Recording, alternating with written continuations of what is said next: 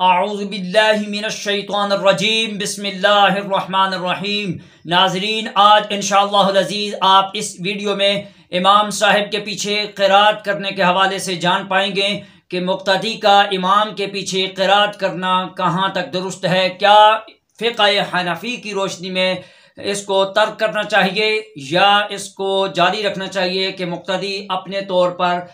جو ہے دل میں قرات کر سکتا ہے، یعنی قرآن پاک کا سبق سورہ فاتحہ یا اس کے ساتھ کوئی ایک بڑی آیت مبارکہ یا 3 چھوٹی آیات کا پڑھنا، کیا یہ درست ہے؟ یہ فقہ حنفی کی روشنی میں کیا وہ یہ قرات اپنے دل میں کر سکتا ہے یا نہیں؟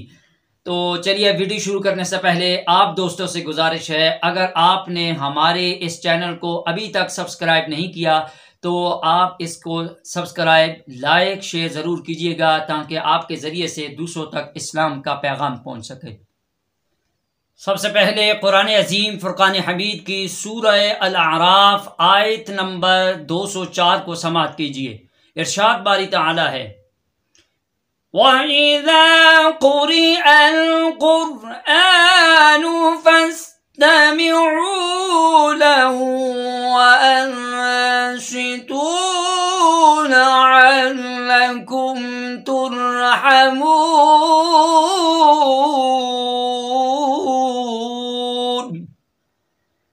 اور جب قرآن شریف پڑھا جائے تو خاموش رہا کرو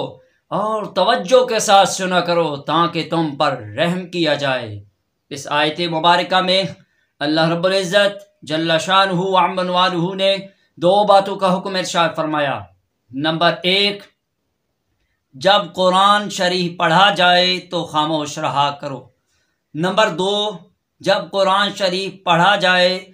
خاموش رہنے کے ساتھ ساتھ توجہ کے ساتھ سنا کرو۔ خاموش رہنا 1، توجہ کے ساتھ سننا 2، یہ 2 باتوں کا حکم ارشاد فرمایا۔ اب ان 2 باتوں پر جب عمل کیا جائے گا تو عمل کی صورت میں اللہ رب العزت جل شانہ ومن والہ اپنے بندوں کو انعام کا ذکر فرما کر انعام عطا فرماتا ہے، اور وہ کیا انعام ہے؟ لعلکم ترحمون، فرمایا تاکہ تم پر رحم کیا جائے۔ اب کون ایسا شخص ہے، کون ایسا فرد ہے، کون ایسا نفر ہے، کون ایسا اللہ کا بندہ ہے کہ جو اللہ کے رحم کا طلبگار نہ ہو؟ تو لہٰذا ہمیں چاہیے کہ قرآن پاک کے آداب میں سے ہے، اور یہ واجب ہے کہ جب قرآن شریف پڑھا جائے تو خاموش رہا جائے اور توجہ کے ساتھ اس کو سنا جائے۔ اللہ تعالی ہم سب کو قرآن پاک کی آیات کا اکرام کرنے کی توفیق عطا فرمائے۔ امام صاحب کے پیچھے مقتدی کا قرات کرنا، اپنے طور پر دل میں پڑھنا، یہ کیسا ہے؟ اور فقہ حنفی کی روشنی میں تو یاد رکھیے، جو امام اعظم ابو حنیفہ رحمۃ اللہ تعالی علیہ کے مقلد ہیں اور ہم سب ان کی پیروی کرنے والے مقلدین ہیں، ہمارے یہاں اور فقہ حنفی میں تو بالکل اجازت نہیں کہ مقتدی امام صاحب کے پیچھے قرات کرے، اور حضرت امام اعظم ابو حنیفہ رحمۃ اللہ تعالی علیہ کی اس حوالے سے دلیل قرآن کی یہی آیت مبارکہ ہے جو آپ نے سماعت کی۔ اس آیت مبارکہ میں چونکہ اللہ نے 2 باتوں کا حکم ارشاد فرمایا،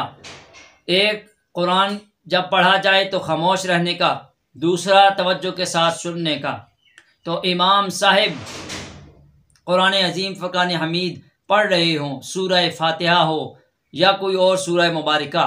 تو مقتدی پیچھے خاموش رہے۔ حضرت امام اعظم ابو حنیفہ رحمۃ اللہ تعالی علیہ کے پیروکار مقلدین امام صاحب کے پیچھے قرات نہیں کرتے، اور نہ ہی ان کو امام صاحب کے پیچھے اپنے سے دل میں قرات کرنا چاہیے۔ اور حضرت امام اعظم ابو حنیفہ رحمۃ اللہ تعالی علیہ قرات کرنے سے اس لیے آپ نے منع فرمایا، اور آپ کے مقلدین اس لیے اس پر عمل نہیں کرتے کہ قرات کی جائے مقتدی خاموش نہ رہے، اس لیے کہ ایک تو قرآن پاک کی خلاف ورزی ہے، دوسرا حدیث رسول صلی اللہ علیہ وآلہ وسلم کی خلاف ورزی ہے۔ تو ایسی نماز کیسے قبول ہوگی کہ جو قرآن کے بھی خلاف ہو، جو حدیث رسول کے بھی خلاف ہو۔ رسول اللہ صلی اللہ علیہ وآلہ وسلم کی حدیث، قراءۃ الامام لہ قراءۃ، امام کی قراءت مقتدی کی قراءت ہے۔ مطلب یہ کہ امام کی قراءت مقتدی کے لیے کافی ہے، کفایت کرتی ہے۔ اب اس حوالے سے اس بات کو سمجھنے کے لیے حضرت امام اعظم ابو حنیفہ رحمۃ اللہ تعالی علیہ کے پاس کچھ لوگ ایسے آئے جو امام صاحب کے پیچھے قراءت کے قائل تھے، اور وہ اس غرض سے آئے مناظرہ کرنے کے لیے کہ جی یہ امام صاحب کے پیچھے سورہ فاتحہ پڑھی جائے، اور سورہ فاتحہ کا نہ پڑھنا یہ درست نہیں، چاہے وہ امام کے ساتھ پڑھے یا امام کے بغیر پڑھے، کوئی بھی ہو، ہر صورت میں سورہ فاتحہ نماز میں پڑھی جائے، اور وہ اپنے دلائل لاتے ہیں۔ لیکن جو ہم فقہ حنفی کے مقلدین ہیں، حضرت امام اعظم ابو حنیفہ رحمۃ اللہ تعالی علیہ کے پیروکار ہیں، تو آپ کی تعلیمات ہمارے لیے جو ہیں وہ یہ ہیں کہ آپ کے پاس جب کچھ ایسے ہی افراد آئے مناظرے کے لیے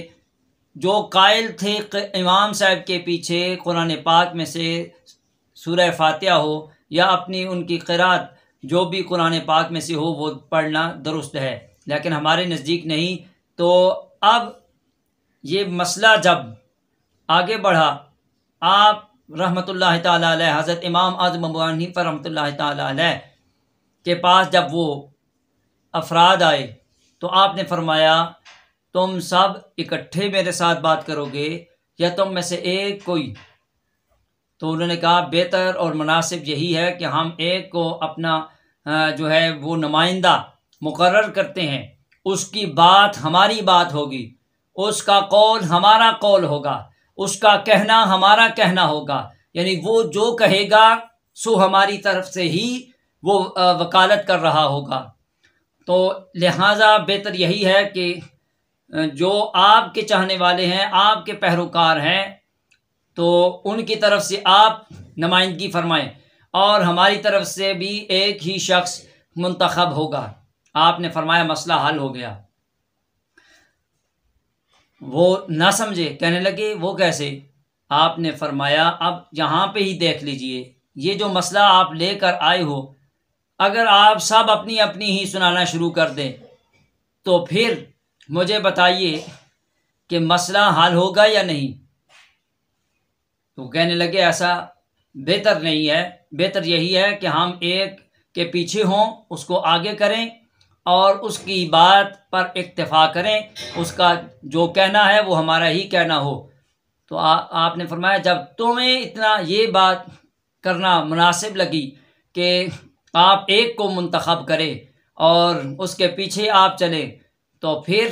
یہی بات تو ہم سمجھا رہے ہیں کہ ہم بھی یہ کہتے ہیں، رسول اللہ صلی اللہ علیہ وآلہ وسلم کی حدیث سے سمجھاتے ہیں کہ رسول اللہ صلی اللہ علیہ وسلم نے فرمایا قراءۃ الامام لہ قراءۃ،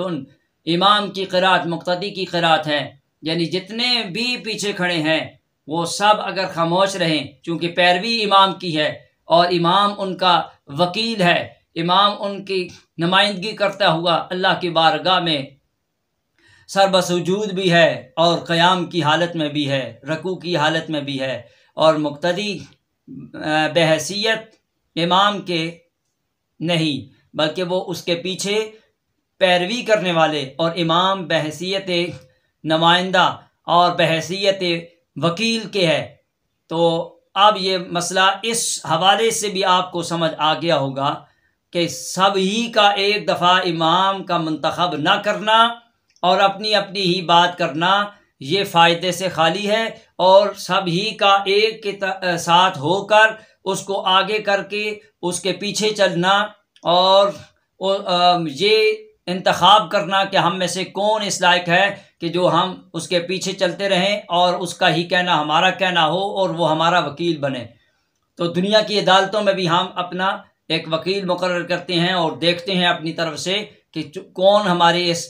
مسئلے کو، ہمارے کیس کو، ہماری اس بات کو اچھے طریقے سے آگے پہنچا سکتا ہے، اور اس کا ہی پہنچانا ہمارا پہنچانا ہے اور ہمارا ہی کہنا ہے اور ہمارا ہی وہ کام ہے جو وہ کرے گا۔ تو اس طرح امام بھی مقتدیوں کی طرف سے وکیل ہے، اور اسی وجہ سے رسول اللہ صلی اللہ علیہ وآلہ وسلم نے فرمایا قراءۃ الامام لہ قراءۃ، امام کی قراءت مقتدی کی قراءت ہے۔ اب آئیے اس آیت مبارکہ کی طرف۔ تو اللہ رب العزت نے جو ارشاد فرمایا، حضرت امام اعظم ابو حنیفہ رحمۃ اللہ تعالی علیہ اس قرآن پاک کی آیت مبارکہ کو اس طرح دلیل کے طور پر پیش فرماتے ہیں کہ اللہ نے حکم دیا کہ جب قرات کی جائے تو خاموش رہا کرو اور توجہ کے ساتھ سنا کرو۔ اب امام سورہ فاتحہ پڑھ رہا ہو تو مجھے بتائیں یہ قرآن نہیں؟ اور جب قرآن پڑھا جائے تو کیا حکم ہے کہ خاموش بھی رہیں اور توجہ کے ساتھ سنیں بھی۔ اب دوسری بات یہ ہے کہ جب ظہر کی نماز ہوتی ہے تو ہمیں تو آواز نہیں آتی، عصر کی نماز میں ہمیں تو امام صاحب کی آواز نہیں آتی کہ وہ قرآن پڑھ رہے ہیں، اس وقت تو پڑھا جا سکتا ہے لیکن نہیں، اس لیے کہ امام اعظم ابو حنیفہ رحمۃ اللہ تعالی علیہ نے اس آیت مبارکہ کو اس طرح سمجھایا ہے۔ دیکھیے دو باتوں کا حکم ارشاد فرمایا، ایک خاموش رہنے کا اور دوسرا توجہ کے ساتھ سننے کا۔ تو توجہ کے ساتھ تو اس وقت سنا جائے گا کہ جب آواز آئے گی، جب آواز ہی نہیں آتی، یعنی امام صاحب ظہر کی نماز میں ہیں، امام صاحب عصر کی نماز پڑھا رہے ہیں، تو یہ جو ظہر اور عصر کی نماز ہے یا وہ رکعت کہ جس میں دل میں قرات کی جاتی ہے، اب ایسی صورت میں تو مقتدی اپنے طور پر کیا پڑھ سکتا ہے؟ نہیں، کیوں؟ دو باتوں پر حکم ہے، اگر آواز آ رہی ہے تو پھر خاموش بھی رہیں اور توجہ کے ساتھ سنیں بھی، لیکن آواز نہیں آ رہی، پتہ ہے معلوم ہے کہ قرآن پڑھا جا رہا ہے، تو اس وقت سن تو نہیں سکتے چونکہ آواز جو نہیں آ رہی، خاموش تو رہ سکتے ہیں۔ تو یہ تو ہمیں معلوم ہوتا ہے، علم ہوتا ہے، ہم نے اقتداء کی ہے، تو وہ امام کوئی گانا تو نہیں گا رہا، وہ گانا تو نہیں گا رہے، وہ تو قرآن ہی پڑھ رہے ہیں، سورہ فاتحہ پڑھ رہے ہوں گے، اس کے ساتھ کوئی ایک آیت یا 3 چھوٹی آیتیں پڑھ رہے ہوں گے، قرآن میں سے پڑھا جا رہا ہے، تو اس وقت ہم توجہ کے ساتھ سن نہ بھی سکیں، خاموش رہیں، تو بھی اس طرح اللہ کے حکم پر عمل پیرا ہو کر ہم اللہ رب العزت جل شانہ وعم والہ کے رحم کو دعوت دے رہے ہیں، اور اللہ کے حکم کے خلاف، حدیث رسول کے خلاف کر کے ہم اس کے غضب کو دعوت دے رہے ہیں کہ نہیں؟ ذرا سوچئے۔ تو ہمیں چاہیے کہ ہم اللہ رب العزت کے رحم کے طالب بنیں، اور کون ہے جو اللہ کے رحم و کرم کا طالب نہیں؟ اللہ تعالیٰ اس بات کو سمجھنے کی توفیق عطا فرمائے۔ کچھ افراد کو یہ معلوم نہیں ہوتا کہ قرات کیا ہے، اور اس کے علاوہ جو سبق ہم نماز میں پڑھتے ہیں، کہتے ہیں جی آپ امام کے پیچھے ثنا نہیں پڑھتے، تو یاد رکھیے یہاں پہ قرات کا مسئلہ ہے، یہاں پہ ہم امام صاحب بھی اتحیات پڑھ رہے ہوتے ہیں، دروشی پڑھ رہے ہوتے ہیں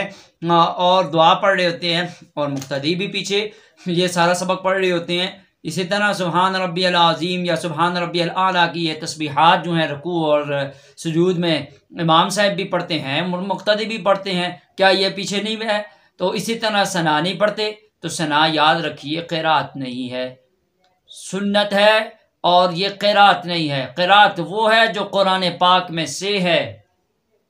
تو قرات یہاں پہ سورہ فاتحہ اور اس کے بعد ایک بڑی آیت یا 3 چھوٹی آیات کا پڑھنا، یہ قرات ہے۔ تو اللہ تعالی ہم سب کو صحیح مسئلے پر عمل کی توفیق عطا فرمائے۔ تو فقہ حنفی کے جو پیروکار ہیں، مقلدین ہیں، وہ ہرگز